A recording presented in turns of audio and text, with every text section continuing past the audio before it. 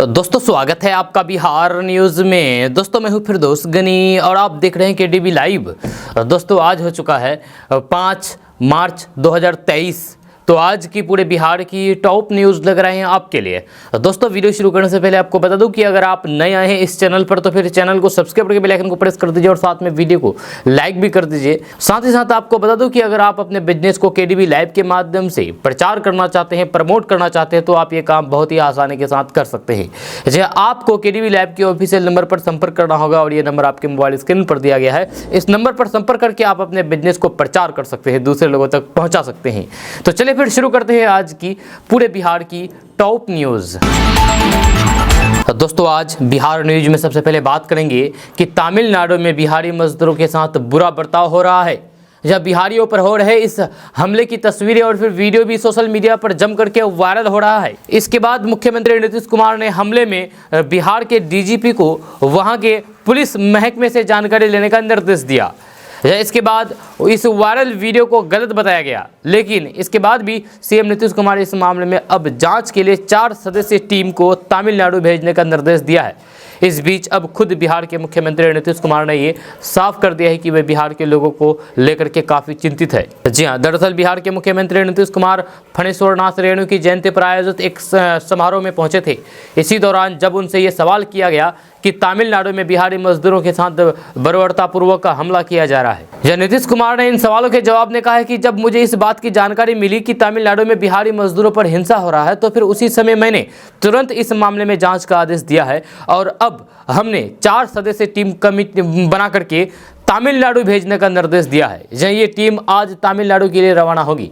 नीतीश कुमार ने कहा है कि मैंने इस मामले को लेकर के तमिलनाडु सरकार से बात की तो उन्होंने कहा है कि आप बिहार से टीम भेज दीजिए, जिसके बाद आज मैंने टीम बना करके इस मामले में जांच के लिए भेज दिया है। तो दोस्तों बात करेंगे कि बिहार में जातिगत जनगणना चल रही है। जब पहले चरण का जातिगत जनगणना समाप्त हो चुकी है, अब दूसरे चरण की जातिगत जनगणना बहुत जल्द शुरू होने वाली है।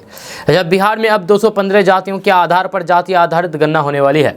जी आपको बता दूं कि पहले चरण में 204 जातियों की सूची के आधार पर गणना की गई थी, लेकिन अब दूसरे चरण की गणना शुरू होने के पहले कुछ जातियों ने सूची में नाम शामिल नहीं होने पर आपत्ति दर्ज कराई थी। इसीलिए अब 11 जातियों का नाम भी सूची में शामिल कर लिया गया है। यह नई सूची में जिन जातियों के नाम शामिल किया गया है उनमें बंगाली, खत्री, धरामी, सुतिहर, नवेसुद, भूमिज, मरवाड़ी, बहलिया, रस्तोगी और केवानी, दर्जी, हिंदू, उपनाम, श्रीवास्तव या फिर लाला या फिर लाल शामिल है। जहां जातीय गणना में हर एक जाति का कोड भी निर्धारित है, तो फिर वहीं अगर दूसरे चरण की गणना के दौरान सूची से अलग जाति नाम शामिल होने का दावा करते हैं तो फिर ऐसी परिस्थिति में संबंधित अंचलाधिकारी की रिपोर्ट पर उसे शामिल किया जा सकता है। इसको लेकर के अब नई सूची के 216 नंबर कॉलम में अन्य जातियां अंकित की गई है। दोस्तों बात करते हैं कि बिहार में नीतीश कुमार का महागठबंधन के साथ सरकार बनाना और फिर इस सरकार के घटक दलों के बीच लगातार होती बयानबाजी से तो ये पहले से ही परेशान है। ऊपर से नीतीश कुमार की पार्टी के लोग भी महागठबंधन में शामिल होने के उनके फैसले से खुश नजर नहीं आ रहे हैं। दरअसल नीतीश के सबसे खास लोग एक एक करके पार्टी का दामन छोड़ रहे हैं। जब पहले प्रशांत किशोर ने पार्टी छोड़ी, फिर नीतीश के सबसे करीबी आरसीपी सिंह को पार्टी से बाहर जाना पड़ा। उसके बाद जदयू संसदीय दल के अध्यक्ष रहे उपेंद्र कुशवाहा की पार्टी छोड़ने पर मजबूर होना पड़ा। अब नीतीश को एक तगड़ा झटका तब लगा जब पूर्व सांसद मीना सिंह ने पार्टी छोड़ दी। जब मीना सिंह ने भी पार्टी छोड़ने की वजह उपेंद्र कुशवाहा वाली भी बताई है। मतलब साफ है कि तेजस्वी का नेतृत्व किसी को भी कबूल नहीं है और नीतीश कुमार इसे पार्टी के नेताओं के बीच और फिर कई मंचों पर कह चुके हैं। ऐसे में मीना सिंह ने बताया था कि जदयू नहीं छोड़ती, लेकिन जिस तरीके से जंगलराज के युवराज को अपना उत्तराधिकारी नीतीश कुमार ने घोषित कर रखा है, उससे बिहार की जनता डर गई है। दोस्तों बात करते हैं कि अगर आप भी होली के मौके पर घर जाने का प्लान बना रहे हैं तो फिर ये खबर आपके लिए आपको खुश कर देगी। जी हाँ, होली पर ट्रेनों की बढ़ती मांग को देखते हुए सर्दियों में कोहरे के कारण रद्द कर दी गई ट्रेनों को भारतीय रेलवे ने एक बार फिर से बहाल कर दिया है। इसमें से कुछ ट्रेनों का नियमित रूप से चलाने का फैसला कर लिया गया है। ऐसे में जब होली का त्यौहार आने वाला है और होली त्यौहार के मौके पर लोग अपने घर जाकर के परिवार के साथ इसे धूमधाम से मनाना चाहते हैं तो फिर ट्रेन ट्रेन उनके गंतव्य स्थल तक जाने के लिए बहुत बड़ा साधन है। जहाँ होली के मौके पर सबसे ज़्यादा आपाधापी ट्रेनों में कन्फर्म सीट को लेकर के होता है। जहाँ इसी को देखते हुए रेलवे ने कुछ रद्द ट्रेनों को नियमित और फिर कुछ को आंशिक तौर पर चलाने का फैसला किया है। आनंद विहार पूर्वैया एक्सप्रेस और फिर स्वतंत्रता सेनानी एक्सप्रेस का परिचालन अपने पूर्व निर्धारित समय के अनुसार रोज किया जाएगा। जहाँ इन दोनों ट्रेनों का संचालन शुरू होने से इस रूट के यात्रियों को बड़ी राहत मिलेगी। दोस्तों बात करते हैं कि बिहार में महागठबंधन की सरकार बनने के बाद से विपक्षी दलों का बिहार सरकार पर निशाना साधना जारी है। जहां वहीं पूर्व केंद्रीय मंत्री आरसीपी सिंह बदलो बिहार कार्यक्रम के दौरान बिहार सरकार पर हमलावर हैं। जहां अपने कार्यक्रम के दौरान आरसीपी सिंह नालंदा के हिलसा और फिर थरथरी प्रखंड पहुंचे थे। शुक्रवार को उन्होंने वहां के लोगों से मुलाकात करने के बाद जनसभा का आयोजन किया गया। इस दौरान उन्होंने बिहार सरकार पर तीखा हमला बोला है। आरसीपी सिंह ने कहा है कि बिहार में अपराधियों का बोलबाला है, जब दिन प्रतिदिन अपराधियों का मनोबल बढ़ रहा है। सरकार को इस पर गंभीर कार्रवाई करनी चाहिए। आरसीपी सिंह ने कहा है कि 32 साल से बिहार में नीतीश और फिर लालू की सरकार है, एक भी कल कारखाना नहीं लगा और बिहार सरकार बेरोजगारी दूर करने की बात करती है। जब पहले बिहार में जंगल राज हुआ करता था और अब उससे भी आगे बढ़ चुका है। अपराधियों के हौसले बुलंद है और इसी वजह से वे लोग बेखौफ वारदातों को अंजाम दे रहे हैं। जहाँ आज की तारीख में कोई भी बिहार में महफूज नहीं है। जो चाहता है वही दारू के लिए गोली चला देता है। बालू के लिए भी रंगदारी बढ़ गई है। नीतीश कुमार की 2005 में जब सरकार थी तो फिर कहा था कि बिहार में कानून का राज होगा, लेकिन कानून का राज जस का तस बना हुआ है। दोस्तों बात करते हैं कि बिहार में रेलवे का भूगोल बदलने वाला है। आपको बता दूं कि इस बार के बजट में रेलवे के विकास के लिए बिहार को 8,505 करोड़ रुपए दिए गए हैं। केंद्रीय रेल मंत्री अश्विनी वैष्णव ने बताया है कि बिहार में 87 वर्ल्ड क्लास के स्टेशन रीडेवलप किए जाएंगे। इन स्टेशनों पर अंतर्राष्ट्रीय स्तर की सुविधाएं होंगी। जब बिहार के इन स्टेशनों का इंफ्रास्ट्रक्चर मॉडर्न होगा।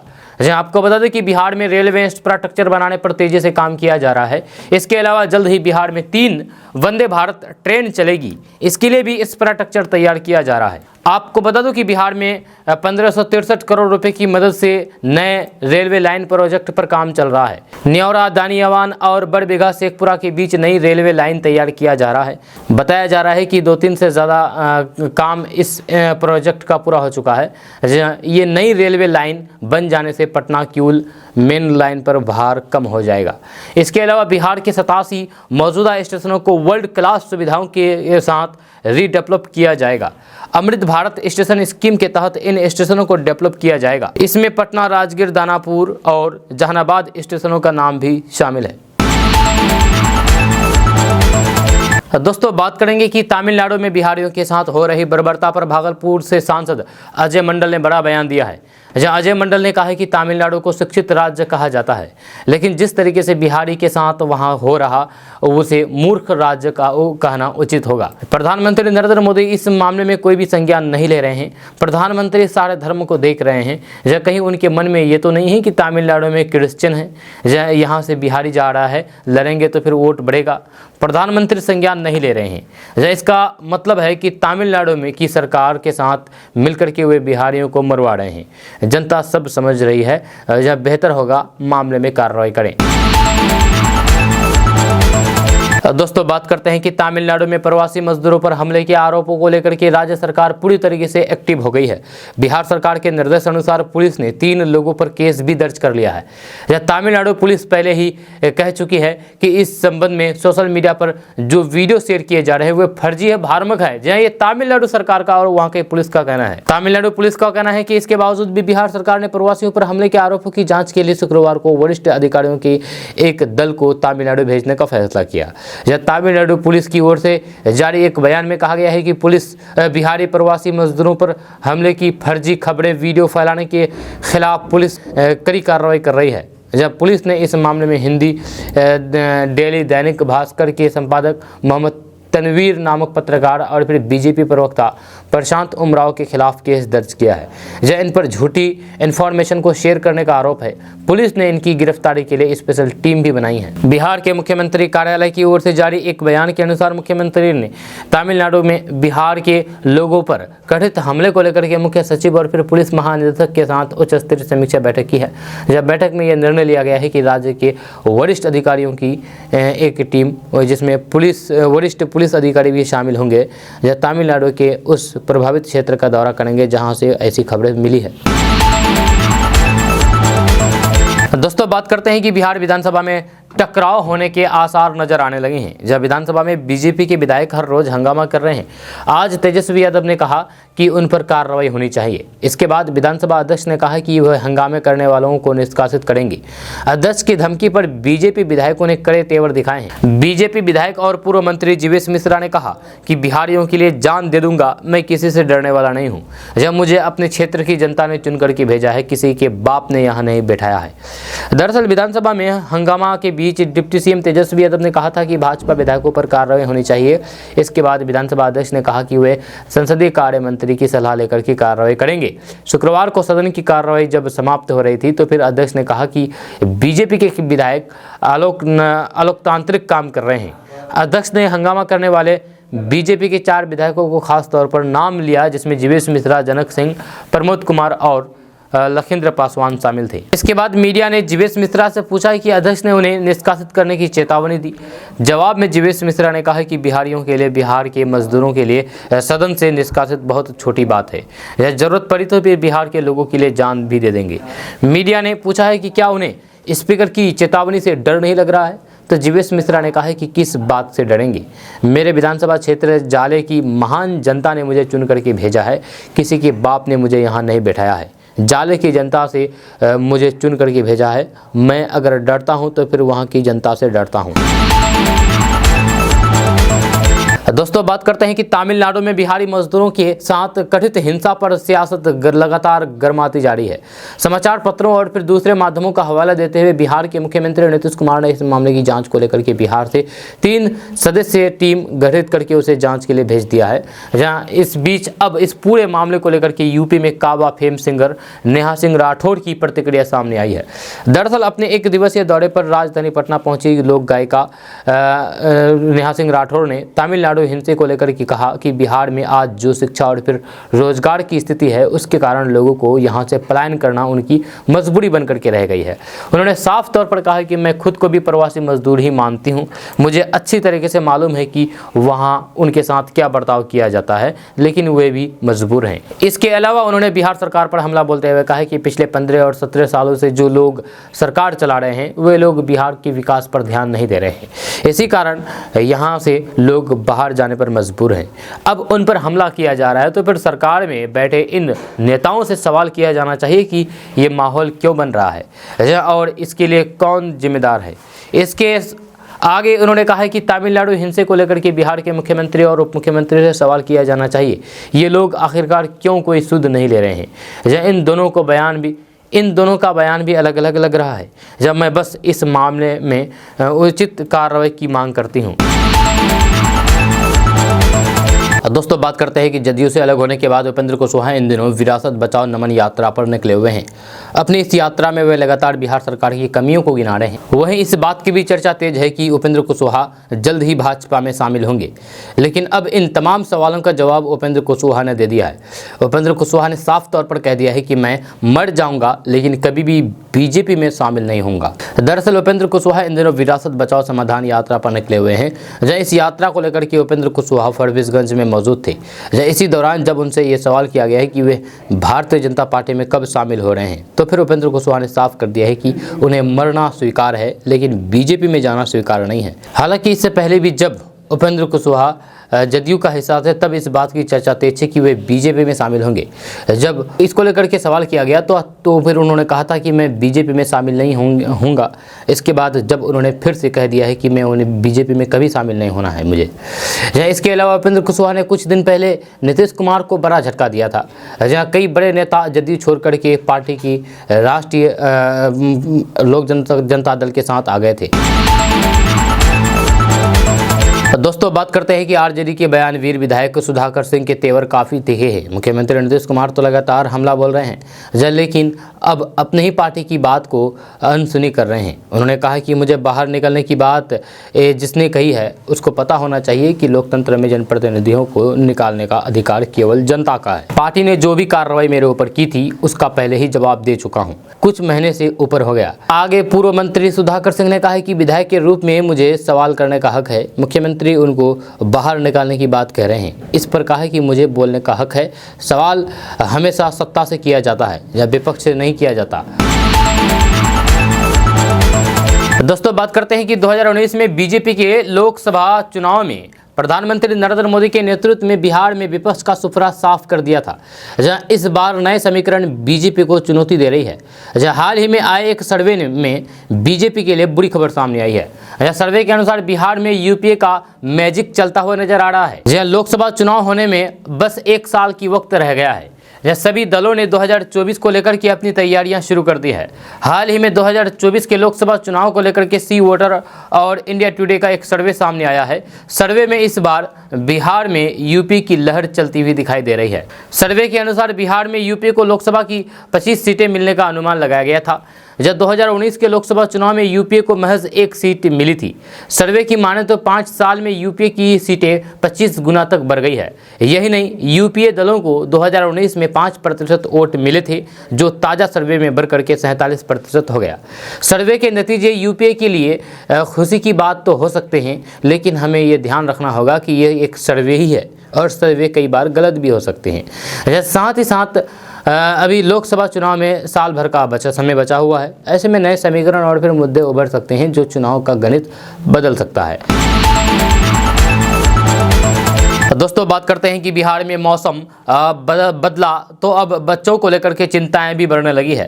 जब गर्मी ने दस्तक दी तो अब चमकी बुखार के लक्षण भी बच्चों में दिखाई देने लगी है। जब कई जिलों में बच्चों के बीमार होने की खबर भी सामने आ रही है।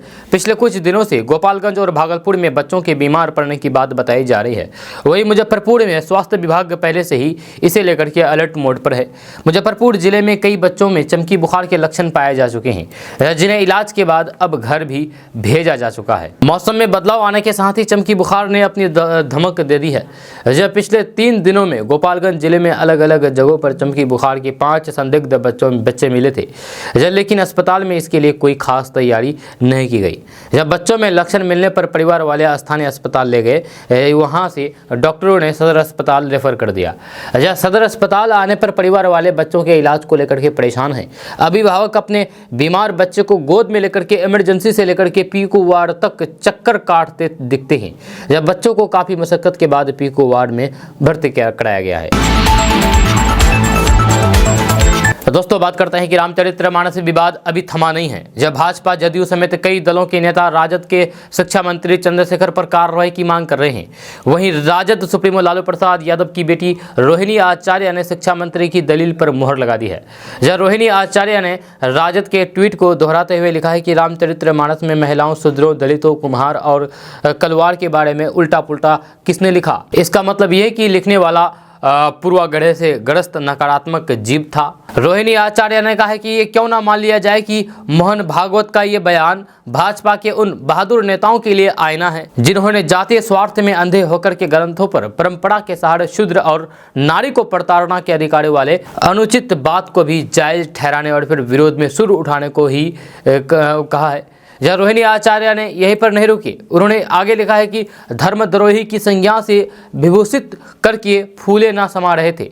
जब माफ़ी मांगे भाजपा के नेता, वरना इस देश की शूद्र जातियाँ और फिर नारी तुम्हारे इस जातीय अहंकार के गर्व को पल भर में मिट्टी पलीत करके रख देगी। फिर ये रामचरितमानस में महिलाओं और फिर शूद्र, दलितों, कुम्हार और कलवार के बारे में उल्टा पुल्टा किसने लिखा है। इसका मतलब ये है कि लिखने वाला पूर्वाग्रह से ग्रस्त नकारात्मक जीव था। दरअसल राजद का ये ट्वीट आरएसएस प्रमुख मोहन भागवत के बयान का पलटवार था। नागपुर में शुक्रवार को एक सभा को संबोधित करते हुए आरएसएस प्रमुख मोहन भागवत ने कहा था कि हमारे यहाँ पहले ग्रंथ नहीं थे, जब मौखिक परंपरा से चलता आ रहा था। बाद में ग्रंथ इधर उधर हो गए और फिर कुछ स्वार्थी लोगों ने ग्रंथ में कुछ घुमाया जो गलत है। जब उन ग्रंथों परंपराओं के ज्ञान की फिर से समीक्षा होनी जरूरी है। जहाँ इस बयान के बाद ही राजद और रोहिणी ने ट्वीट किया है। दोस्तों बात करते हैं कि बिहार के नेताओं की होली गजब होती है। सभी की होली खेलने का तरीका बहुत ही निराला है। जिन लोगों को भी इनकी होली बहुत पसंद है। लालू प्रसाद यादव जब बिहार के मुख्यमंत्री थे तब उनकी कुर्ता फाड़ होली की चर्चाएं खूब होती थी। जानकारी के अनुसार लालू प्रसाद यादव अपने आवास पर आए विधायकों और फिर कार्यकर्ताओं के कुर्ता फाड़ दिया करते थे। जहाँ वही लालू प्रसाद यादव का भी कुर्ता फटा होता था, जबकि उनका शरीर रंगों में डूबा होता था। लालू प्रसाद यादव की कुर्ता फाड़ होली की तस्वीरें आज भी सोशल मीडिया पर जम करके वायरल होता है जब होली का त्यौहार आता है। तो जब बताया जाता है कि लालू प्रसाद यादव की होली की चर्चा दिल्ली तक की जाती थी। लालू प्रसाद यादव का दौर ही अलग था, जब उस वक्त वे अपने दरवाजे पर खुद ही ढोल मंजीरा लेकर के मौजूद होते थे, जब वह गाना गाते थे। ये कहना गलत नहीं होगा कि होली का त्यौहार लालू प्रसाद यादव को काफ़ी प्रिय है। लालू प्रसाद यादव के बाद लोक जनशक्ति पार्टी के नेता रामविलास पासवान भी होली खेलते थे, जब उनके लिए भी होली अनोखी थी। उनके घर भी होली का खूब रंग जमता था। दरअसल यहाँ रंगे के टब में ही लोगों को फेंक दिया जाता था। रामविलास पासवान के बाद उनके बेटे चिराग पासवान ने इस परंपरा को बनाए रखा है। यहाँ अभी भी टब में लोगों को फेंक कर होली खेली जाती है। लोग खूब मस्ती करते हैं। आपको बता दूं कि टब में घोले गए रंग इतने गाढ़े होते हैं कि कई दिनों तक ये निकलता ही नहीं था। जब बिहार के मुख्यमंत्री नीतीश कुमार की होली की धूम रहती थी, जहाँ मुख्यमंत्री नीतीश कुमार के अन्य मार्ग पर स्थित आवास पर लोग होली के मौके पर सुबह से ही इकट्ठा होते हैं, जहाँ होली गायकों को से लेकर के नेताओं का जमावड़ा यहाँ लगता है। कई लोग यहाँ पर नीतीश कुमार के पैरों पर अबीर लगा करके उनसे आशीर्वाद भी लेते हैं, तो फिर कुछ लोग उनकी ललाट पर अबीर लगाते हैं। यहाँ सुरक्षा के भी पुख्ता इंतजाम किए जाते हैं। होली में बनने वाली व्यंजन के स्टॉल भी लगाए जाते हैं। मंत्री तेज प्रताप यादव की भी होली ज़बरदस्त होती है। उनके आवास पर होली उत्सव मनाया जाता है। यहाँ कई कलाकार अपने कला को पेश करते हैं। उप मुख्यमंत्री तेजस्वी यादव भी होली खेलना पसंद करते हैं, जहाँ वह इस दिन सबसे पहले तो अपनी माँ राबड़ी देवी का आशीर्वाद लेते हैं, उसके बाद अपने कार्यकर्ता के साथ भी होली मनाते हैं। दोस्तों बात करते हैं कि बिहार के मजदूरों के साथ तमिलनाडु में हो रही बर्बरता को लेकर के जन अधिकार पार्टी के राष्ट्रीय अध्यक्ष पप्पू यादव पटना में धरना पर बैठ गए हैं। पप्पू यादव ने ट्वीट करते हुए लिखा है कि आज पटना में हम तमिलनाडु में बिहारी समाज पर हो रहे हमले के खिलाफ धरना दे रहे हैं, जहाँ अगर उनकी सुरक्षा सुनिश्चित नहीं की गई तो फिर हम खुद चेन्नई के लिए रवाना होंगे। आपको बता दूं कि तमिलनाडु में बिहार के मजदूरों के साथ हो रही बर्बरता का वीडियो सोशल मीडिया पर वायरल होने के बाद कई मजदूर तमिलनाडु से वापस बिहार लौट आए हैं। जहाँ इससे पहले बिहार विधानसभा में नेता प्रतिपक्ष विजय कुमार सिन्हा, विधान परिषद में नेता प्रतिपक्ष सम्राट चौधरी के नेतृत्व में भाजपा का एक प्रतिनिधिमंडल सीएम नीतीश कुमार से मुलाकात करके एक विशेष टीम तमिलनाडु भेजने की मांग की थी। जहां आपको बता दूं कि इस मामले को भाजपा आक्रामक है। जहां बिहार विधानमंडल के दोनों सदनों में गुरुवार शुक्रवार को भाजपा द्वारा ये मामला उठाया गया। जहां इस मामले में सरकार पहले ऐसी घटना को अफवाह बताया था। दोस्तों बात करते हैं कि होली का खुमार पूरे देश पर छाया हुआ है। होली 8 मार्च को पूरे देश में धूमधाम से मनाया जाएगा। ऐसे में होली पर बिहार पुलिस अलर्ट मोड में नजर आ रही है। जब बिहार में होली के दौरान किसी को भी परेशानी ना हो, इसको लेकर के बिहार पुलिस ने कुछ दिशा निर्देश जारी कर दिए हैं। यह शुक्रवार के दिन पुलिस मुख्यालय के एडीजी जितेंद्र सिंह गंगवार ने होली पर विधि व्यवस्था की जानकारी देते हुए कहा कि होली का त्यौहार बिहार में शांतिपूर्ण ढंग से मनाया जाएगा। जानकारी के मुताबिक होली को देखते हुए राज्य में सभी पुलिसकर्मियों की छुट्टी पर रोक लगा दी गई है। जानकारी के मुताबिक बिहार में होली को ध्यान में रखते हुए 25 अतिरिक्त कंपनियों की तैनाती की जाएगी। जब साथ ही इस दौरान बिहार में 2500 से ज़्यादा होमगार्ड जवान भी काम करेंगे। एडीजी गंगवार ने कहा है कि होली को देखते हुए सभी पुलिस कर्मियों की छुट्टियों पर रोक लगा दी गई है। या लाइन हो या फिर थाना, सभी जगह तैनात पुलिसकर्मियों की होली के दौरान छुट्टी को रद्द कर दिया गया है। उन्होंने कहा है कि जिला स्तर पर विशेष पुलिस बल, दंडाधिकारी, क्यूआरटी मेडिकल टीम और फिर अग्निशमन टीम की भी नियुक्ति की जा रही है। होली के दौरान अक्सर बिहार में कुछ अश्लील गाने को भी सुनने को मिलते हैं। ऐसे में बिहार में होली के दौरान किसी को भी कोई दिक्कत ना हो, इसलिए पुलिस प्रशासन हरकत में है। चारों तरफ पुलिस की तैनाती रहेगी। बिहार में होली के अवसर पर महिला पुलिसकर्मी को भी होली पर छुट्टी नहीं दी जाएगी, उनको भी जगह जगह पर तैनात किया जाएगा। वही एडीजी गंगवार ने कहा है कि सोशल मीडिया से लोगों से अपील की जा रही है कि होली के दौरान वे महिलाओं संग छेड़छाड़ ना करें या फिर गंदा व्यवहार ना करें। यही नहीं, राज्य में होली के दौरान अश्लील गाने बजाने की भी मनाही है। जब वही पुलिस ने कहा कि अगर कहीं अश्लील गाना बजाया जाता है तो फिर इसकी सूचना पुलिस को दी जाए। इसको लेकर नज़र बनाए रखने के लिए पुलिसकर्मी अपने अपने इलाके में गश्त करते रहेंगे। नियमों का उल्लंघन करने वालों के खिलाफ सख्त कार्रवाई की जाएगी। दोस्तों, जिस होली के त्यौहार पर वे खुशियों के साथ अपने परिवार के साथ होली मनाने के लिए वे अपने घर लौटते थे, इस बार होली के त्यौहार पर वे खुशी गायब है। खुशी की जगह अब खौफ ने ले ली है। यह बात उन मजदूरों की हो रही है जो काम करने के लिए तमिलनाडु गए और अब वहां जिस तरीके से उन पर स्थानीय लोगों के द्वारा हमला किया जा रहा है, उसके बाद किसी तरीके से अपनी जान बचा करके वापस लौटने में कामयाब हुए हैं। लेकिन तमिलनाडु में बिहारियों के साथ जो हो रहा है उसका खौफ उसमें ज़रूर नज़र आ रहा है। जब बिहारियों के साथ हो रही हिंसा के बाद बीते शुक्रवार को तमिलनाडु से आने वाली ट्रेन एर्नाकुलम एक्सप्रेस से गुरुवार की शाम 50 से अधिक की संख्या में मजदूर झाझा स्टेशन पर उतरे। जब कंधे पर बैग, चेहरे पर थकान की लकीरें के लिए सभी युवक ट्रेन से उतरते ही उबल पड़े। कहा कि हम पर हमला हुआ है और लगातार हो रहा है, जहां हमें वहां से भगाया जा रहा है।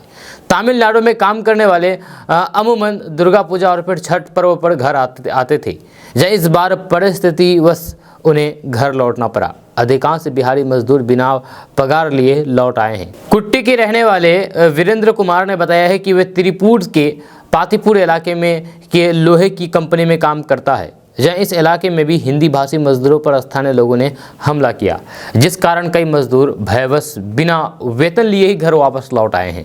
उनका कहना है कि राजनेता और पुलिस कह रही है कि सब गलत है, लेकिन हम पर जो बीत रही है, अपना रोजगार और फिर पैसा छोड़ करके हमें लौटना पड़ा है। जहाँ इसको कौन देखने वाला है? पुलिस और सरकार तो कह दे रही है कि यहाँ पर कुछ नहीं हुआ, लेकिन जो हमने अपनी आंखों से देखा है वो तो झुठला नहीं सकते हैं ना।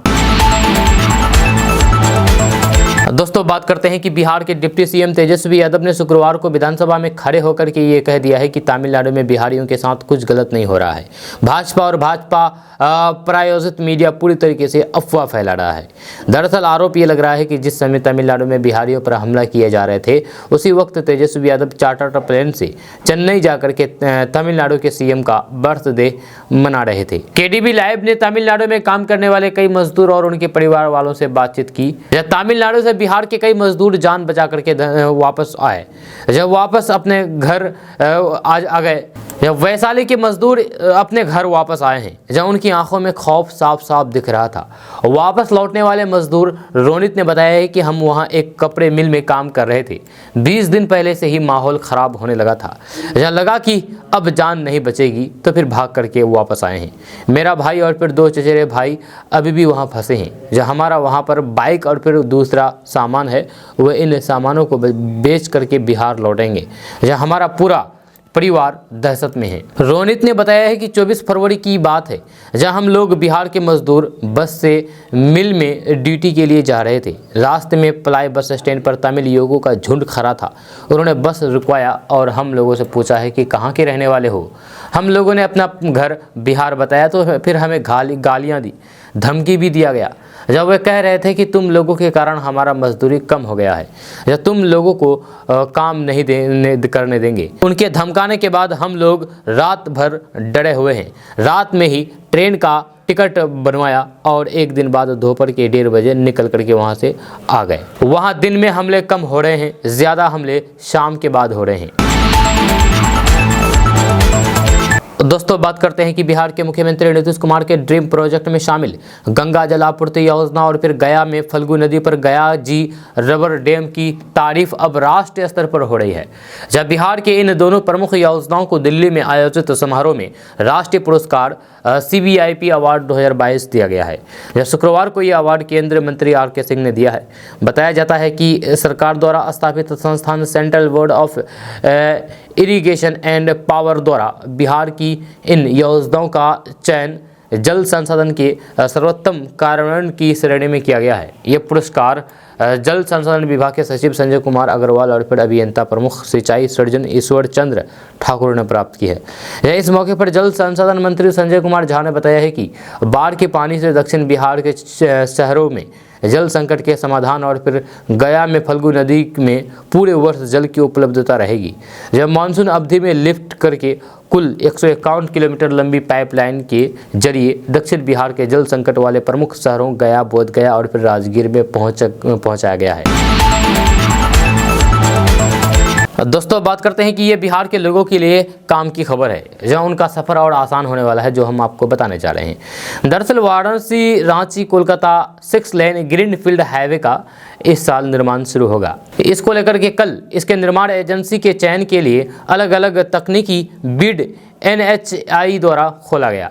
इसके बाद तकनीकी बिड में सफल एजेंसियों के लिए इसी महीने फाइनेंशियल बिड खोला जाएगा। इसमें सबसे कम लागत में निर्माण का प्रस्ताव देने वाले अलग अलग पैकेज के लिए अलग अलग 5 एजेंसी को निर्माण की जिम्मेदारी दी जाएगी। आपको बता दूं कि Varanasi Ranchi Kolkata 6 lane greenfield highway का इस साल निर्माण शुरू होगा, जहां 5 पैकेज में करीब 158 किलोमीटर लंबाई में लगभग 4,699 करोड़ रुपए की लागत से सड़क निर्माण करवाया जाएगा। Varanasi Ranchi Kolkata 6 lane greenfield highway के पहले पैकेज में करीब 27 किलोमीटर लंबाई में करीब 868 करोड़ रुपए की लागत से चंदौली चैनपुर रोड का निर्माण होगा। तो दोस्तों बात करते हैं कि इस बार बिहार में वायरल बुखार का भयंकर प्रकोप देखने को मिल रहा है। पटना, मुजफ्फरपुर, सारण, भोजपुर, गया, नवादा, औरंगाबाद, गोपालगंज, सिवान, नवादा और फिर नालंदा समेत कई जिलों के लोगों में इसका प्रकोप होने की शिकायतें मिल रही है। खास करके बच्चे इससे ज़्यादा शिकार हो रहे हैं। मरीजों को तेज बुखार के साथ उल्टी और फिर पेट दर्द की शिकायत है। इस बीमारी का फैलाव अधिक नहीं हो, इसके लिए स्वास्थ्य विभाग ने सभी जिलों के अस्पतालों को पूरी तैयारी रखने को कहा है। जहाँ विभागीय अधिकारियों के अनुसार पिछले दिनों हुई समीक्षा बैठक में राज्य के यानी कि बिहार के कई सिविल सर्जनों ने वायरल बुखार समेत के मामले अधिक आने की बात बताई। जब समीक्षा के दौरान पाया गया है कि कुछ जिलों में इस तरह की मरीजों की संख्या अचानक से बढ़ गई है। जब सिविल सर्जन ने विभाग को बताया है कि सभी जिलों में इस तरीके के मामले देखने को मिल रहे हैं, जब कुछ जिलों में कम तो कहीं अधिक मामले सामने आए हैं। अचानक से इस तरीके के मरीजों की संख्या अस्पताल में बढ़ने पर विभाग ने आवश्यक तैयारी करने का निर्देश जिलों को दिया है। जहाँ राज्य स्वास्थ्य समिति ने जिलों को कहा कि अस्पताल में इस बीमारी से संबंधित पर्याप्त दवा रखी जाए। जब दवा की किल्लत हो तो फिर अविलंब उसकी मांग की जाए। जब बच्चों के लिए सदर अस्पताल में विशेष नवजात इकाई को हर हाल में तैयार रखा जाए। ज़रूरत हो तो फिर बेड की संख्या बढ़ा ले। जब संबंधित इलाकों में जागरूकता अभियान भी चलाने को कहा गया है। जब बच्चों को किसी भी कीमत पर भूखा नहीं सोने देने को कहा गया है। अस्पतालों में इस बीमारी की चपेट में आए मरीजों को उपचार करने को कहा गया है। दोस्तों बात करते हैं कि देश के अन्य राज्यों की तरह बिहार में भी तापमान में बढ़ोतरी होने लगी है। जब बिहार के लोगों को मार्च महीने में ही अप्रैल और फिर मई वाली गर्मी का एहसास होने लगा है। बढ़ते तापमान को देखते हुए लोगों को सावधान रहने की ज़रूरत है। मौसम विभाग की रिसर्च में खुलासा हुआ है कि बिहार से फरवरी में कई बार पश्चिमी विक्षोभ गुजरा, जिसका असर मौसम पर नहीं दिखा। मार्च से ही गर्मी ने बिहार में सभी लोगों के पसीने छुड़ाना शुरू कर दिया है। जब वहीं पछुआ हवा चलने की वजह से मार्च में लू चलने की आशंका है। जब गर्मी की तपिश बढ़ती जा रही है, जिसको देखते हुए मौसम विभाग ने लोगों को सतर्क रहने की अपील की है। जहाँ मौसम विभाग के अनुसार इस बार लोगों को मार्च और अप्रैल की गर्मी सबसे ज़्यादा सताएगी। या अप्रैल में ही लू चलना शुरू हो जाएगा। या धूप में जलन का एहसास होगा। इससे ज़्यादा देर तक बाहर रहने वालों की स्किन में जलन की समस्या शुरू हो सकती है। वहीं बिहार के 19 जिलों का अधिकतम तापमान 33 डिग्री सेल्सियस को पार कर चुका है। दोस्तों बात करते हैं कि राजगीर में स्थित बिहार पुलिस अकादमी में शनिवार को दक्षिण समारोह आयोजित किया गया, जिसमें मुख्य अतिथि के रूप में बिहार के DGP RS भट्टी ने भाग लिया। जब बिहार को आज 2019 बैच के 731 महिला दारोगा और 1247 पुरुष दारोगा का सौगात मिला है। इन सभी की ट्रेनिंग बिहार पुलिस अकादमी मोरा राजगीर में पिछले साल 4 मार्च 2022 को शुरू हुई थी। राजगीर पुलिस अकादमी के उप निदेशक मोहम्मद अब्दुल्ला खान ने बताया है कि नए बैच के पास आउट होने से बिहार में महिला अधिकारियों के अनुपात में वृद्धि होगी। अकादमी के लिए ये दूसरा मौका है जब एक ही संस्थान में पुलिस अधिकारियों को पूरी ट्रेनिंग दी गई है। दोस्तों अब बात करेंगे कि होली का त्यौहार नज़दीक है, ऐसे में छुट्टियों का सिलसिला शुरू होने वाला है। अभी हम आपको मार्च महीने में पड़ने वाले छुट्टियों के बारे में बताएंगे। जिसे जानना आपके लिए बेहद ज़रूरी है। नहीं तो फिर आपके पास सारी प्लानिंग बेकार हो सकती है। मार्च महीना विद्यार्थियों के लिए बेहद खास है क्योंकि बोर्ड के ज़्यादातर एग्ज़ाम मार्च महीने में ही होने वाले हैं। साथ ही जिन छात्रों के बोर्ड एग्ज़ाम नहीं हैं उनके लिए ये महीना आरामदायक होने वाला है। मार्च महीने में कुल 7 छुट्टियां पड़ने वाली है, जिसमें 4 छुट्टी रविवार की है। इसके अलावा 8 मार्च को होली, 22 मार्च को गुड़ी पड़वा, 30 मार्च को रामनवमी की छुट्टी पड़ने वाली है। इन छुट्टियों के अलावा जिन राज्यों में बोर्ड एग्ज़ाम हो रहे हैं या फिर होने वाले हैं, वहाँ के स्कूल में एग्ज़ाम वाले दिन जिस क्लास का पेपर होगा सिर्फ उन्हीं को स्कूल आना होगा। इसके अलावा बाकी के बच्चों का अवकाश रहने वाला है। वहीं महीने के आखिरी दिन यानी कि 31 मार्च को छुट्टी ऑप्शन होती है, जो पूरी तरीके से स्कूल पर निर्भर करती है कि उसको छुट्टी करना है या नहीं।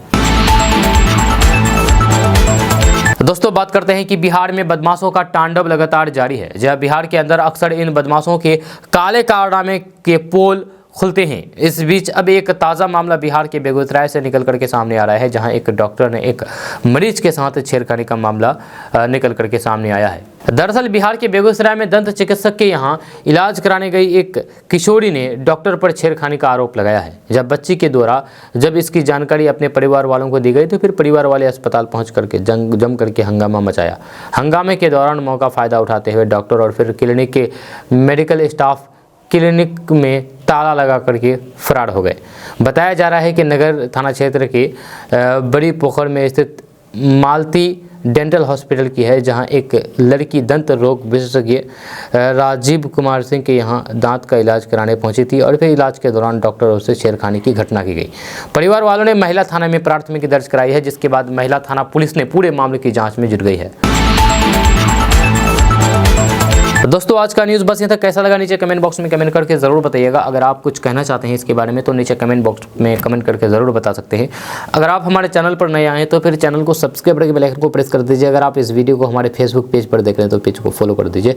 ऊपर फॉलो बटन दिख रहा होगा, आपको क्लिक करेंगे तो फॉलो हो जाएंगे, तो अभी क्लिक कीजिए और फॉलो कर दीजिए। तो चलिए मिलते हैं फिर नेक्स्ट वीडियो के साथ, तब तक के लिए जय हिंद, जय बिहार।